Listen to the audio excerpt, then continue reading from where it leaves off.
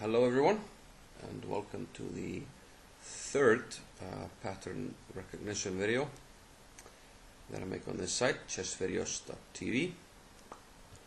And before we go on, I have sort of, just to refresh our memories, I have some further examples from patterns that we already did. So we can regard these as sort of exercises. Here we have a position from Sergei Fedorchuk with white against Hossein. And Hossein with the black pieces, he played knight to e6. Now, if we are familiar with the previous pattern recognition videos, I think this shouldn't be a problem. Maybe you want to have a minute to find white's move first. You can always just pause the video. But the little hint I'm going to give you is Anand's move against Kramnik in the h-file mate. And once I give you that, you'll probably find bishop e5. After which Hossein simply resigned because he can't defend against the threat of rook to h8 mate, and if he captured the bishop, queen to f6, just like Anand did against Kramnik. We threaten mate on h8, and once again, if the queen is captured, the pawn helps with the mate, and the rook to h8 with mate is completely inevitable on the next move.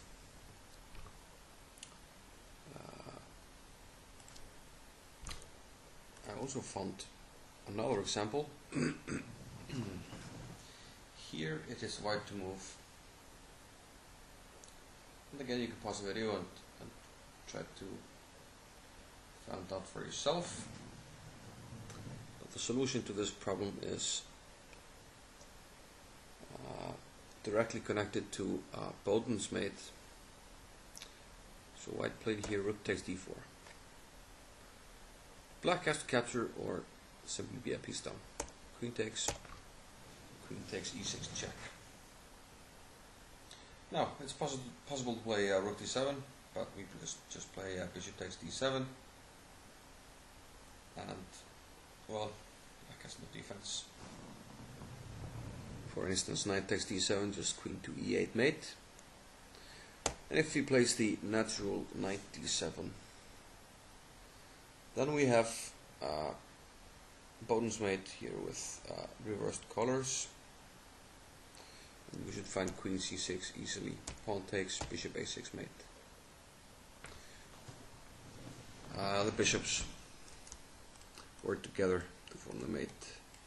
And the black pieces sort of get in the way. I talked about this before. But now we go on to the first new pattern of this video, and that is strategical pattern number 2, and I call that Anand King.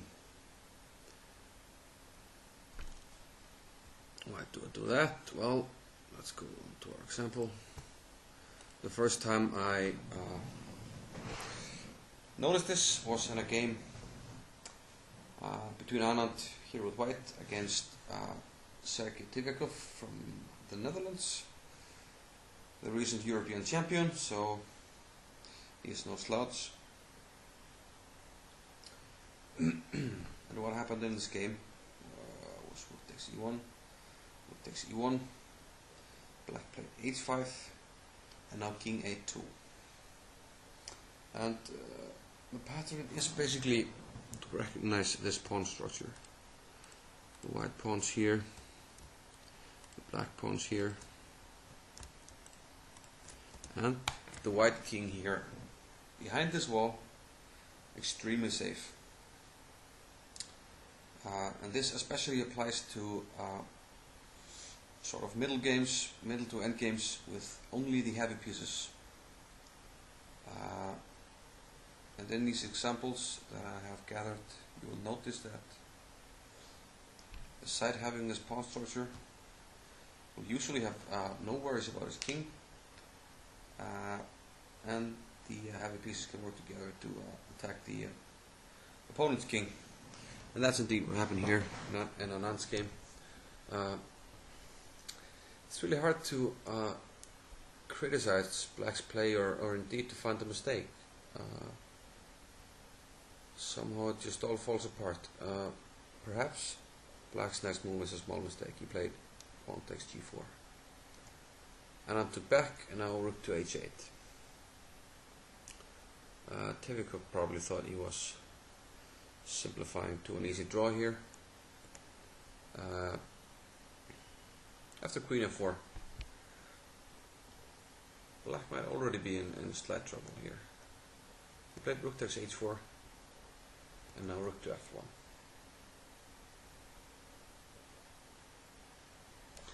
And what to do? We're threatening queen f6 check, picking up the rook. Queen takes f7 is also threatened, and it turns out Black can't meet both threats.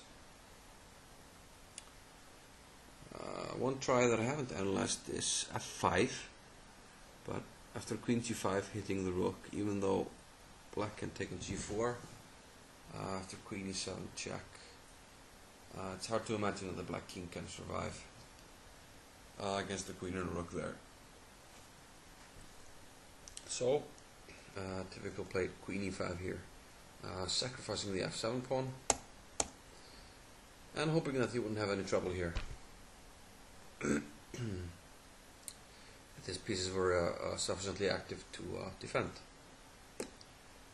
It turns out that this is a really difficult position to defend. Anand played rook to f6. And notice once again that while all this is going on, the white king is tucked away safely here. The only consideration that you need is to not surrender, of course, the first rank, and look out for a b2 pawn. But usually that's not a problem.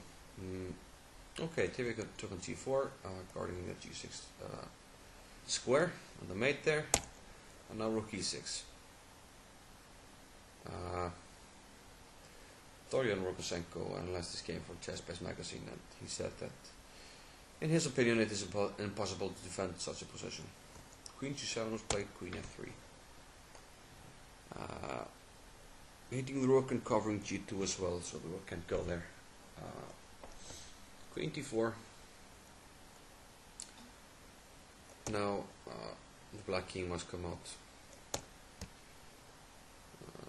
restoring material equality, but really the deciding factor is Black's king here. It's really difficult to defend here in a practical game. Now we're threatening rook d5, winning the queen. So this was played. Now rook d4 is actually winning immediately, but Anand missed that.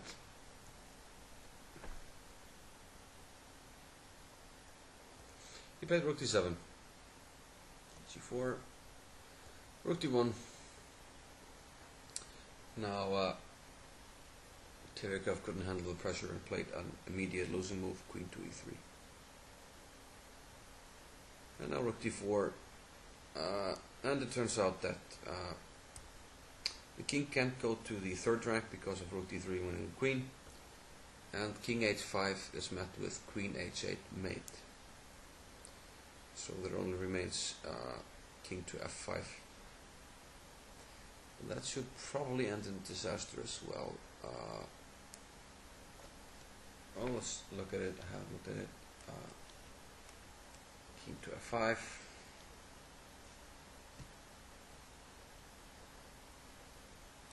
Queen to f8. Let's say king e5.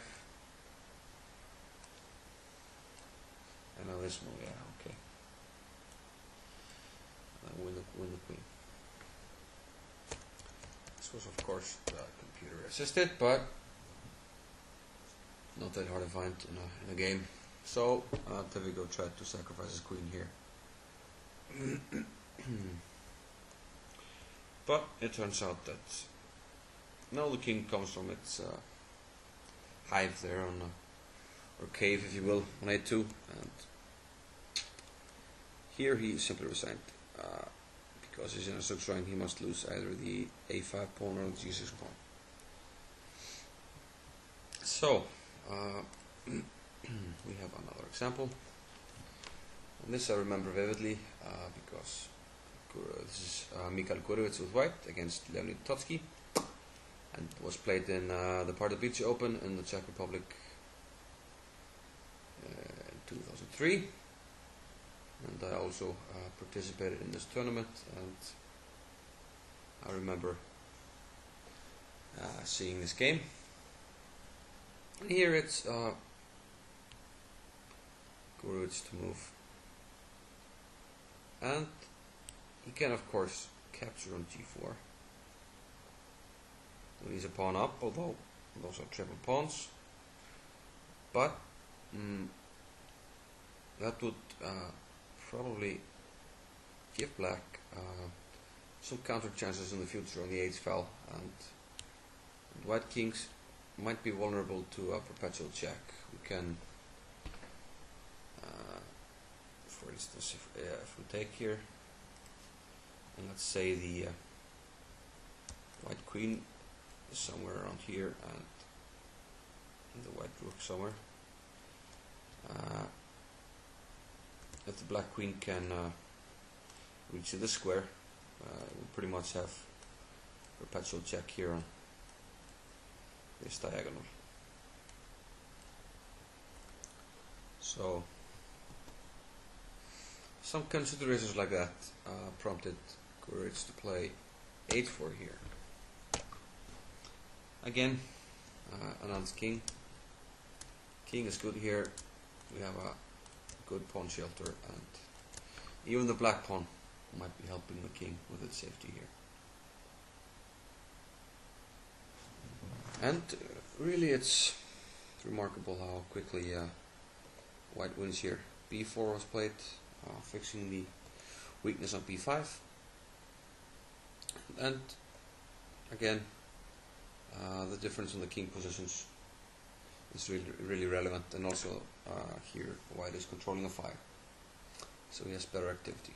Queen e6, queen d3, transferring his control of the c file over to the d file. Queen e8, rook d5, and we notice that black is just a spectator in this game.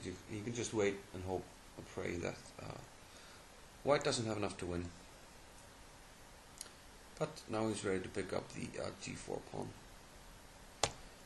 and black decided just to give it up for activity. But it turns out that Gurevich had calculated this accurately, so this is not a problem. Looks like black might win this rook back, and if he does with f takes e4, he might have a drawing pawn and queen ending. However, after some checks here, queen e8, black must capture now with the queen on e4. And then Gurevich has a simple win of the pawn ending here for g4, so black just resigned here. A nice effort by Gurevich. Here's another example. Now from black's point of view, and again we have a very strong player, it's Vladimir Malanyuk. This was a rapid game, so you can imagine how difficult it must have been for white to defend his king here. Meanwhile, the black king will find excellent shelter here on h7 with the Anand pawn structure. And even though white is controlling a file here, it doesn't really matter. Rook e1. King comes to the shelter, queen f2. Of course, black doesn't want to exchange queens because the white king is much weaker. You notice already he's ready to enter on these squares, and this pawn is really weak. Let's make it red for the weakness. Rook e5. rook d8, king g2, a5, and you notice that black can pretty much just play along, try to make weaknesses and pressure, and meanwhile he doesn't have to worry about his king, and that's always the important factor here. A4, fixing the queenside pawns, king g3, and now simply when you the c5 pawn, white thought he was getting some activity here, but it turns out it's white who's it's black who's having all the fun here, and in this rapid game white 2500 player just blundered here and lost. So definitely this pattern helped Malyuk in this game, and I think this is our last example for this pattern, and this is Alexander Grischuk with white against Vladislav Taktchev from France, originally from Uzbekistan, I think. I'm not sure though, so let's not state anything. And considering our previous examples with the Anand structure, I think now it's time for you maybe to pause the video and think what could be white's next move.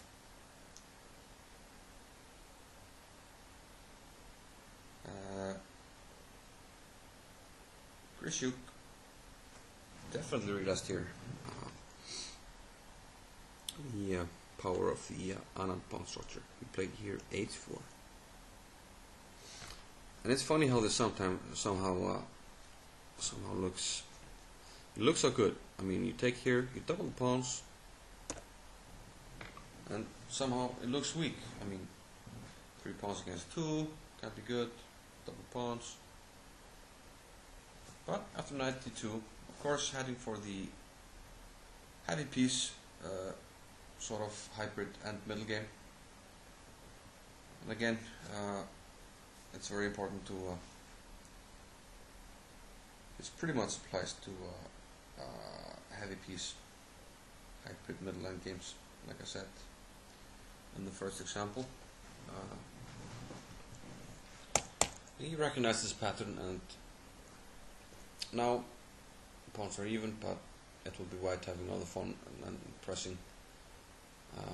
We're hitting h6, so Vlad got at h6, but now Grischuk took over the file.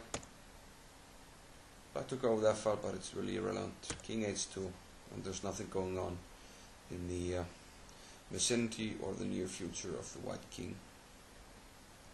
King g7, queen to e8. And I haven't really analyzed where black exactly makes his mistake in this game, but it's really not 100% relevant maybe. The point I'm trying to make is the pattern and the difficulty that black faces usually in these positions with his king versus the white king. So he played c5 here, and that probably might be a mistake already, but because rook e5 hitting the c5 pawn, and the queen can't really go to f2 to guard it because the queen is needed near the king, which is really weak. Queen e7 check, rook f7, winning 1 pawn. Queen f6, and now really soon white will gang up on another pawn. Rook f7, queen c6. I remember this example. Saw this game live on the internet. Queen c7. Okay, he's in no rush. He checks. And now he takes the pawn. And all of a sudden white is 2 pawns up. And black remains with his bad king and white with his good king. And here's another pawn. And here is the tower thrown in by black. So, the Anand pawn position. I hope you recognize this in the future in your own games. I think this is a good pattern to know. And I think this was the last one. Yes. So it's on to a tactical pattern, and this is tactical pattern number 2, and it's called Lohmann's move. And I believe it's called that because it first occurred in a semi between an old world champion, I think Steinitz, versus somebody named Lohmann. And I saw this on the excellent webpage of what's his name? Just got a complete brain fart. Yeah, of course, Tim Krabbe. Definitely look him up. Tim Krabbe's Chess Curiosities. A great webpage. Well, the pattern is basically a saving tactic against a powerful passed pawn. It's black's move here, so let's maybe switch to black's point of view. And it looks as though black can do nothing to stop this powerful pawn knight 7, which is threatening to queen next move. And well, that's what the world champion thought as well. But it turns out that black can indeed save himself.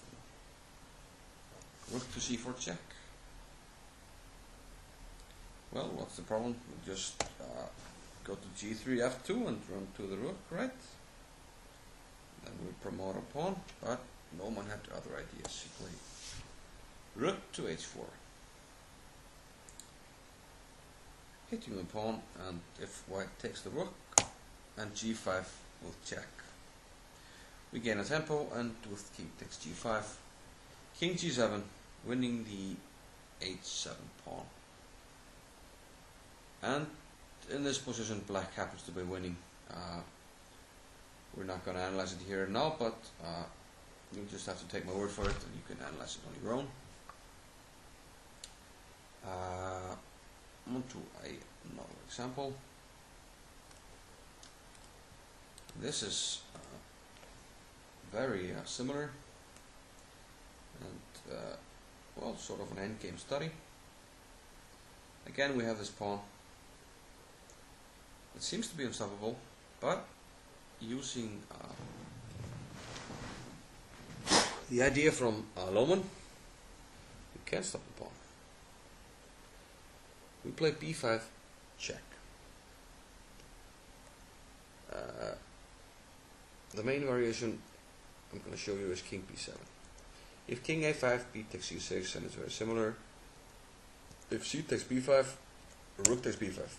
We have exactly Lohmann's move pattern, because king takes and c4, followed by king c2, winning the pawn, and white has a winning pawn endgame.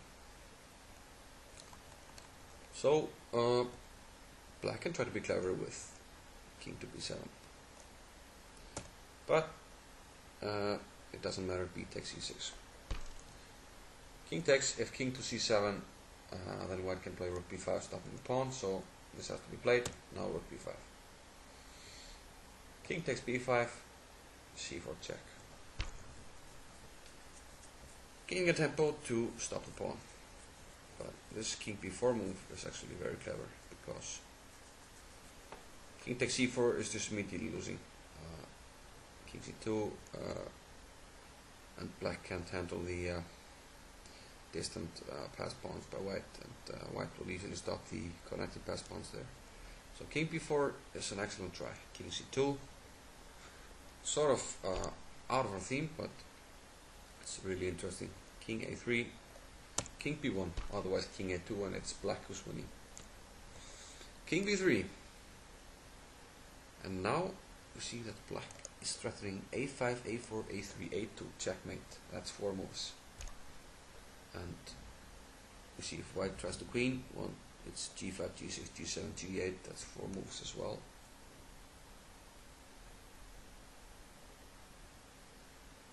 But actually, well, let's just see what happens if we go g5, a5, g6, a4, g7, a3.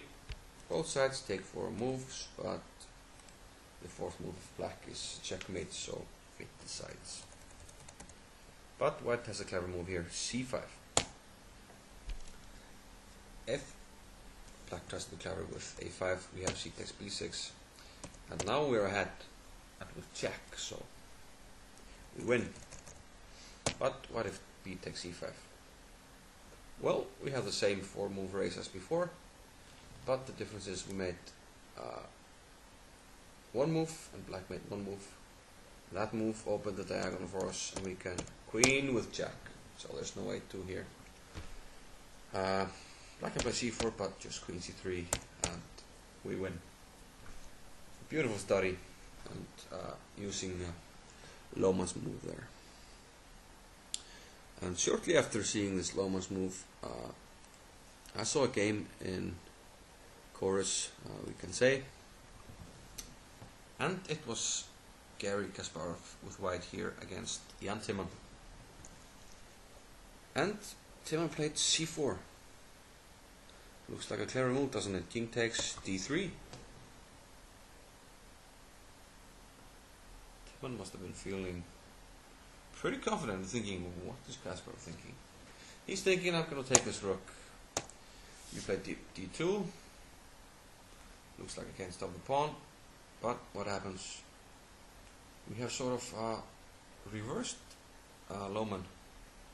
Now the pawn sacrifices itself so that the rook can stop the pawn, instead of the rook sacrificing itself so that the pawn could clear for the king. And g4. It's not exactly the same, but I was reminded of Lohmann's move when I saw that. And indeed, Timman resigned here, probably in shock. But rook c4 simply wins. So this was the last example of Lohmann's move, I believe. And my last tactical pattern in this video is the knight on the rim. I'm more or less going to be discussing the weakness of a knight on the rim. You all heard the chess saying or expression, a knight on the rim is dim. Something like that. And indeed, if white is to move here, you can play pawn to b4. Sorry, after king g7, it's white to move. Pawn to b4. Hitting the knight on the rim. And, well, can't go here because of the pawn. Can't go here because of bishop of the pawn, and well, this pawn is just blocking the knight.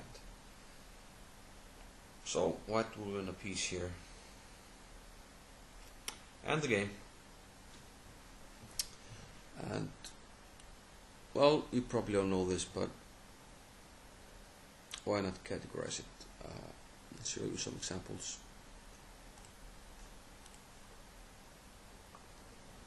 Here we have a game that I played recently, and here my opponent left this rook, was moving it over to the queen side, probably to b8 or a8 in the time travel, but realized that b8 was attacked by my knight, so well, he had to move the rook because he touched it. He went to e8. But now I simply played b4. Hitting the knight on the rim, you see the rook covers 3 squares and the bishop the 4th. And the knight on the rim can only reach 4 squares.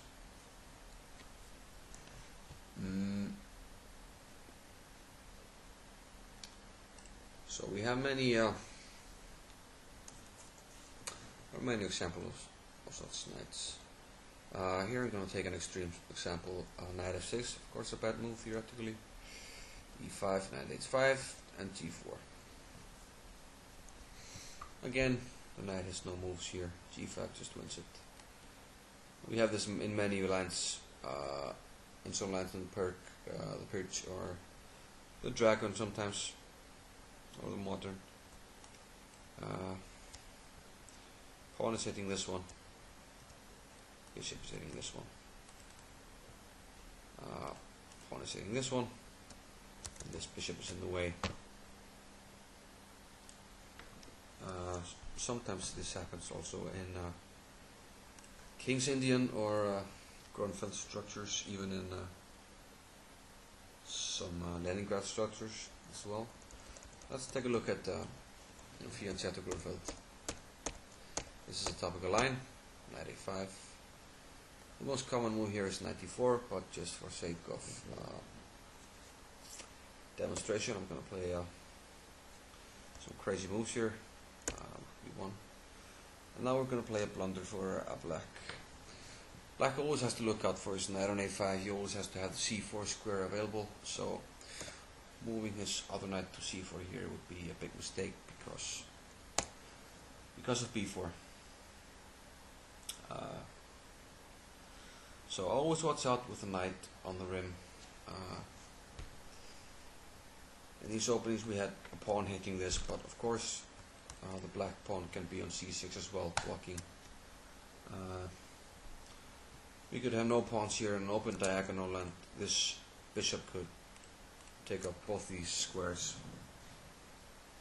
So there are many ways to lose this knight on the rim. Always be careful. One more example is the bishop dominating the knight. And in this example it's well, it's supposed to be black to move here, so I kinda messed up. Yeah, I set up the position, but I made white to move, so let's just make like it's black's move here, knight to g3. But again, he wins his pawn.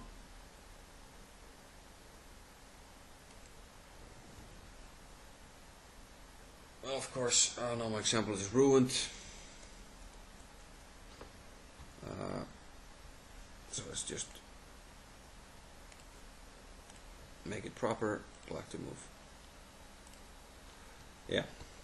So knight g3 looks like it wins the pawn on h5. But again, we have the domination of this knight.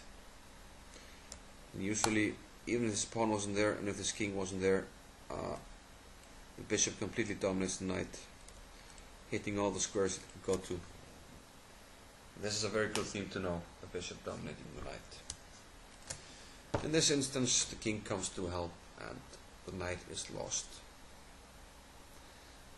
And you can find many examples of this bishop versus knight domination. You probably had this in your own games. And of course we can play around with it and mirror it to say a knight on e1. Knight on e1 versus a bishop on e4, etc. We can go around the board. So, well, this was probably the simplest example we had today, but an important one nonetheless. And you can't hurt yourself to cement it in your memory. So, okay, this was my third installment, and I hope it helped you, or will help you in the future, and that you enjoyed it. And hopefully I'll see you sooner than later in the fourth installment in my pattern recognition series. So, goodbye for now.